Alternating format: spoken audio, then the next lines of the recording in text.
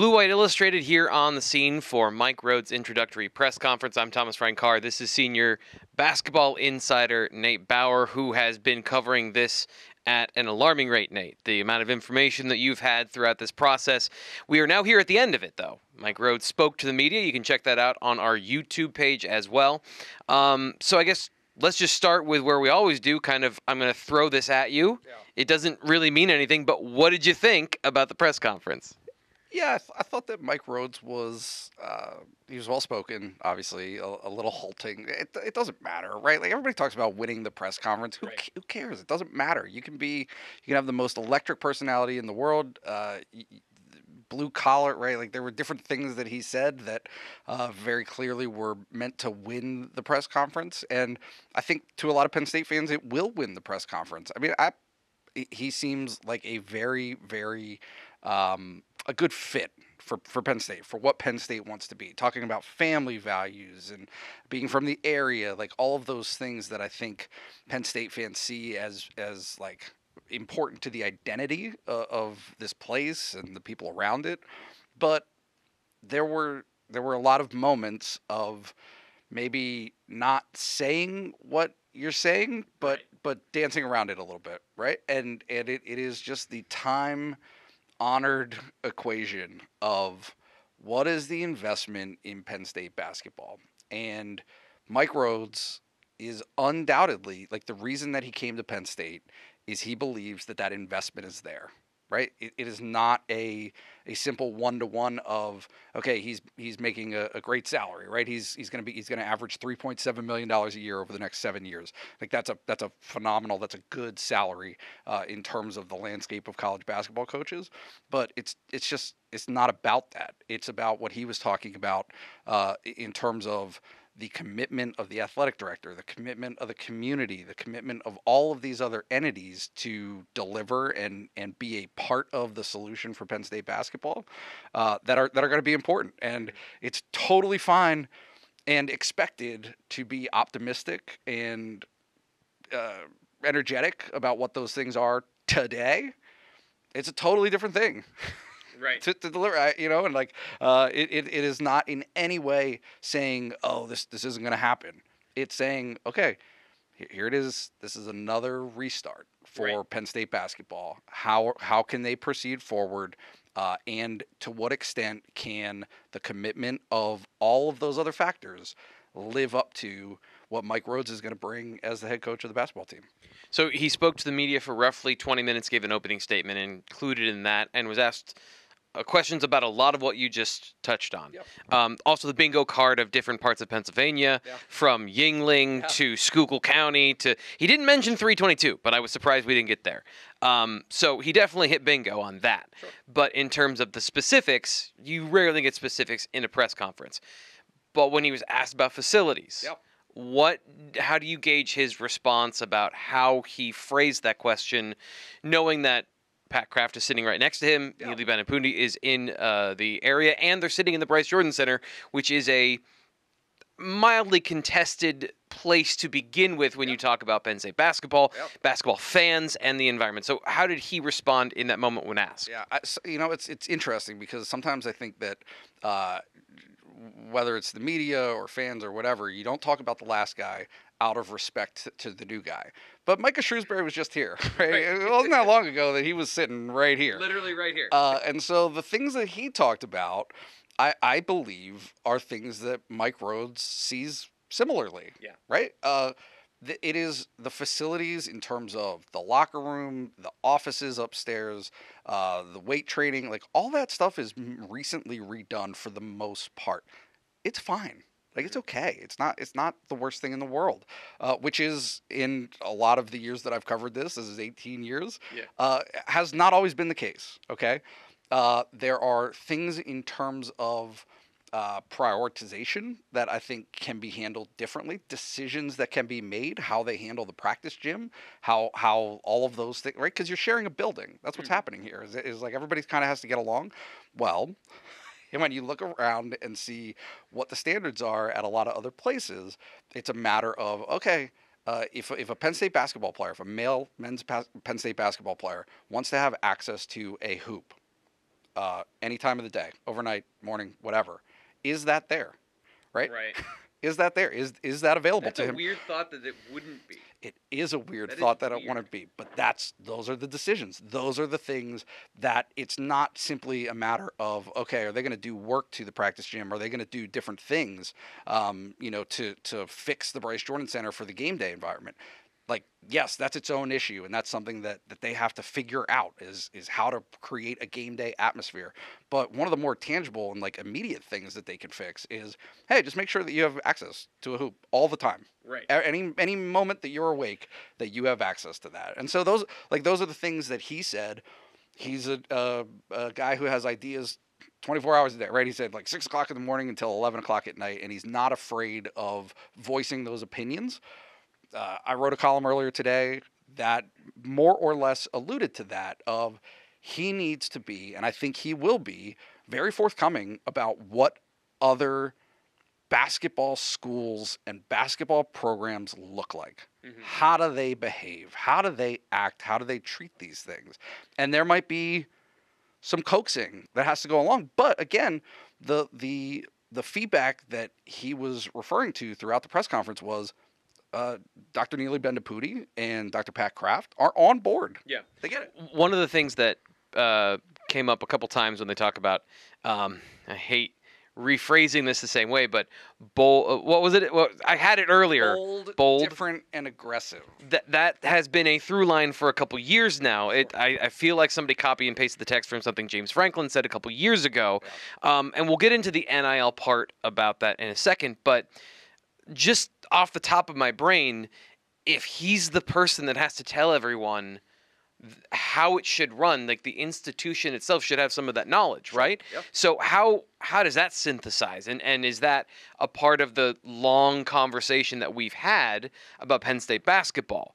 And how quickly can all of that come together? Yeah, it's a huge part of it. It's a huge part of it. And James Franklin and the conversations that were being had with football and his contract and like all of those things. This is just a repeat. We're just talking about all of the same things, which is, do you feel like you have a person who is working on your behalf in the administrative chairs, right? And that's not just Pat Kraft, it's his staff, it's everybody.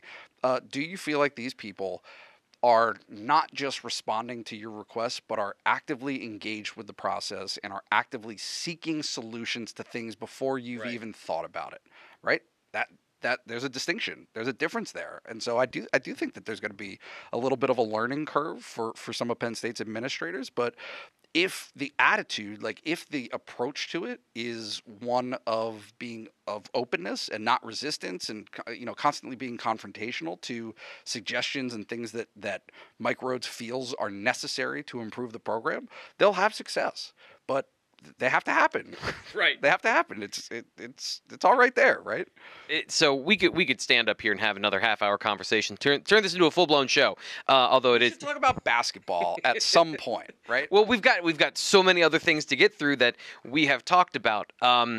So let's do that. Let's dip into the basketball side of things. Where do you want to start? Do you want to start with the 3-player roster? Do you want to start with the transfer portal? Where are we going with this from a basketball perspective? What he's going to do? Yeah, I don't think that there is panic from their perspective, and there shouldn't be.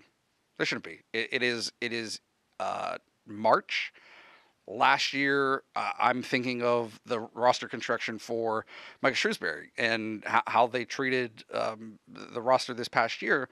They were going into May, June, July, right before things were really kind of solidified and they had everybody on board. Mikey Hand didn't get to the program until August. So, that's not something that has to be worried about right this minute. Mm-hmm. They are going to bring some players from VCU. Guaranteed. There will be some players of the 5-man class of 2022 that Penn State already has on campus that will stay. Is it going to be all 5? Probably not. But will somebody stay? Yeah, probably. So roster construction is fine. They will be able to handle that. What's interesting to me is him talking about, in terms of the bold, different, and aggressive standpoint, what's the style of basketball going to be that they intend to play, and that will tell you quite a bit about who they're targeting in the transfer portal. And he did mention when somebody asked about what sort of style, it sounded like I don't want to say it's similar to what they were doing under Mike Shrewsbury, but up tempo, and they want to play fast. Not similar whatsoever. Not similar. Okay, so tell me then the difference between the two, or at least what he might be prioritizing when looking for players. I think athleticism is a big part. Like, the last thing that he said was skill. Okay, and I'm not saying that that's not going to be prioritized. It is. Everybody's looking for the best players, right? There's nobody who's just like, well, I like the slow ones. I'm just going to get some horses who can run really fast, and if they can't shoot, oh well, that's okay. But I do think that there's a little bit of a clarification here that you can understand of they're going to press. They're going to play defense. That is going to be a hallmark of the team that he wants to have. And he wants it to be fast. He wants it to be they want to share the basketball. I think you're going to see so much more driving to the basket because you're going to look to have athletes who can do that. That was not in any way, shape, or form what Penn State basketball was under Micah Shrewsbury, because they were playing, and I'm not going to say it, the BB, right, the booty ball. I said it. I hate myself now. But no, you're playing out of the post and you're kicking the shooters. Yeah. This is not that. This is not that. This is a creating turnovers, creating points off of those turnovers, rebounding the ball, stressing that. But where does volume 3-point shooting fit? Not at all. It's just not. That's not who they are. That's not what they want to be. And there are multiple ways to skin a cat. He's had tremendous success at VCU in the A10 doing that style of basketball. It's going to be very interesting to see how it fits, how it melds with what other teams do in the Big Ten, which is as we've seen, you've got a lot of athletes, but also just a different style, a different tempo. It's football. It's garbage, but that's okay. Those are just my opinions. So, hot take from Nate Bauer. All right, last thing here, and we'll end with this, because to get those players, you do need resources, and we talked about the alignment and different and aggressive, and that a lot of ways, not all of it, comes down to injecting NIL funds, which check out BlueWhiteIllustrated.com for all the great work Nate has done talking about all of the factors that go into that led to us standing here right now. So, how do you feel that conversation went today, and what is the conversation going forward around NIL with Mike Rhoades and his new staff? It's fine. It's not resolved, and it's funny because we're having this conversation right now. There's a donor event that's going to happen this afternoon. This is it. It's happening in front of us, right? As these relationships, the buy-in that you can get from the donor class doesn't even have to just be donors. It can be from businesses, certainly. It can be whether it's community engagement, other things, downtown. The supply of NIL is only limited by your imagination. You can figure out where to get money from, but you have to make the effort and you have to go do it, and it has to be consistent. It cannot be, hey, we're just going to ask you for this and our backs are up against the wall, and if you don't provide it, we're all going to die, right? That's just that doesn't work. It's not a viable solution. And so Mike Rhoades on day one is going to have that opportunity to say, hey, nice to meet you. This is critical. This is critical to how we do things and how we're able to succeed. And so I think we look at the administrative side, and Pat Kraft is the face of that, but it's what you're saying is it's not necessarily just the administration. Yeah. It's about the Penn State community around basketball. It's about the donors that want to make that a part of their giving. We still are having that conversation then as we're introducing the new coach, and Pat Kraft said everything about giving him everything he needs to succeed. There's stuff he can't give him. Yeah. Yeah. Yep. Now look, I do think that there's a bluntness. I don't give to Penn State basketball. I'm an unbiased observer. But for people and how they choose to spend their money, I can never ever sit here and say, oh well, because you're not willing to provide additional funds for a system that just doesn't make any sense, right? NIL is just crazy. The whole thing is ridiculous, and all it does is absolve this multi-billion-dollar industry from paying the players that it should already be paying. Second hot take. This is, by the way, this has turned into a full show. We've been up here for a bit. But all I'm gonna say is, It relies upon an understanding of the donor class that if you want to win, it is just a shifted perspective. It used to be facilities, now it's NIL, and so either way, the funds are needed. But at some point, whether it's the person making the ask and delivering that message, or the person receiving it who has to open up their checkbook and write a check, at some point that connection has to be made. So far, it hasn't to the level that is needed. Some strides have been made, but not to the level that Penn State's going to need if it really realistically wants to compete on this stage consistently, sustainably. Hold on. I have to hold up the microphone now because Nate has put so much information down into this thing that it's getting heavy. So that's going to do it here for Blue White Illustrated. I'm Thomas Frank Carr, senior basketball insider Nate Bauer, giving you information about where things stand, the real information after Mike Rhoades' introductory press conference. We will be back with more information, more insight, more conversation as well. Check out BlueWhiteIllustrated.com for more of his work. Blue White Illustrated on YouTube. You can check out our Penn State Hoops podcast. We're going to be diving even deeper than this, believe it or not, in the coming days. So stay tuned and subscribe wherever you get all that information. BlueWhiteIllustrated.com, $29.99 from now till the start of football season. Get on it.